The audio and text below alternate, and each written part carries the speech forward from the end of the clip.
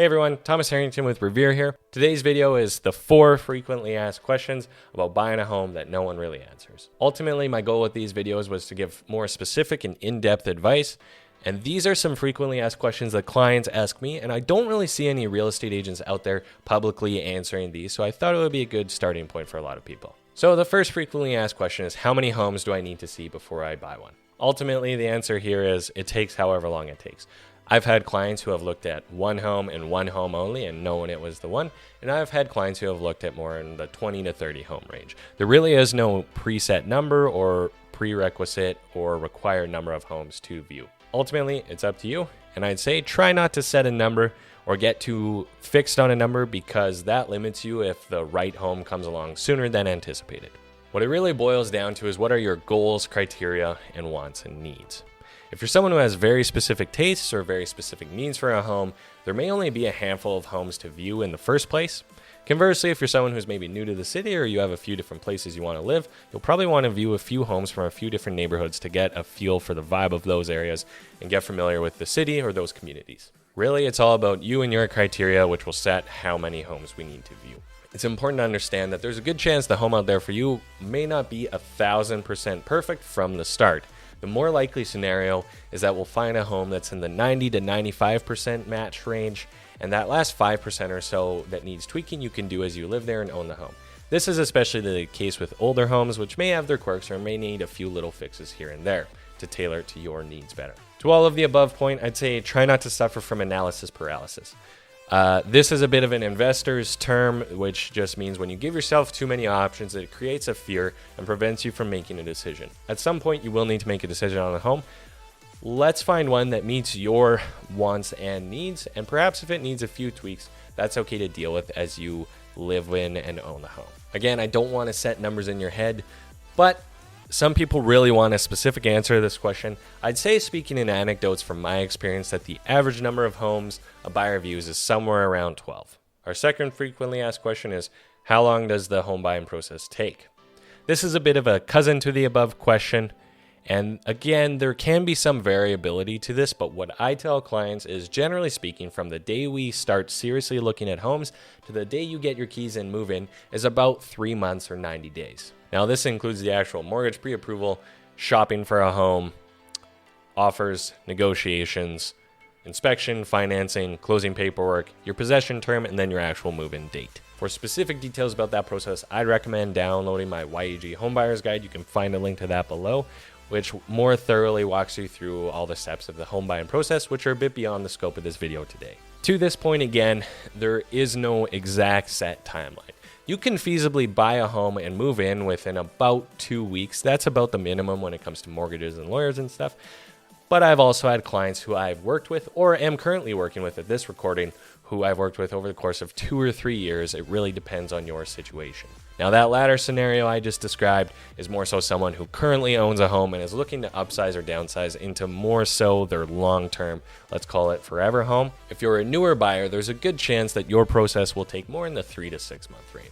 The third frequently asked question on this list is, how long of a move-in date do I need and what do I get from the sellers? So any given listing will essentially offer a possession term. These are usually in increments of 15 days, so 15, 30, 45, 60, so on and so forth. A large portion of homes offer a 30-day possession term. These are typically sellers who are either a little more motivated or are just able to move relatively quickly and know where they're going next. Vacant homes, quick possessions, or any scenario where the seller can move very quick will typically offer a 15 days immediate possession. You don't necessarily need to take that short of a timeline, but it means they want to, are able to, and are looking to move pretty quick. Just a bit of an aside, but 2 weeks is roughly the minimum when it comes to purchasing a resale home, just when it comes to banks, lawyers, etc. Sellers who need to sell and then buy another home typically will offer more of a 60-day possession term. This just means that seller needs a little more time to find the next place that they're moving to once they've sold their home. To all of the above, here's what a possession term actually means. So say we wrote an offer on a property today. You would then have your 2 weeks of conditions, financing, inspection, etc. And assuming that all goes well, after the 2 weeks on that condition date or just before, you send in a waiver, and at that point is when the home becomes officially sold and it becomes a firm deal. Your possession term is then X days from that condition date approximately. Again, most listings will offer a possession term, essentially what they're vaguely looking for. But then when you write your offer, you'll actually have a specific possession date written in that offer. That's approximately, 30, 45, 60 days from your condition date. The fourth most common question I get is, what about my current lease? If you're a first-time buyer or you're just someone currently renting, you may be wondering what to do with your lease and lining up those dates. Now, ultimately, as a realtor, the advice I can actually give here is moderately limited, just for full disclosure's sake. Hopefully the timelines I gave you above give you some indication of how much time you need to work with your current lease. I would recommend reviewing your lease for how much notice is required and consulting with the above dates mentioned, just so you can vaguely make sure things line up. Ultimately, clear communication is best, so I just recommend discussing with your landlord if you're currently renting and thinking about moving. If you're currently renting and your lease is expiring soon or relatively soon and you're considering buying a home, again, I hope these dates gave you some indication of how soon you need to start actually shopping for a home to line up with the end date of your lease. All that aside, typically you actually don't start paying your mortgage on the first date you move in. It's typically a few weeks or a month after. I can't really say any more about that. I'd recommend speaking to a mortgage broker for some specifics on that one, but just so you're aware.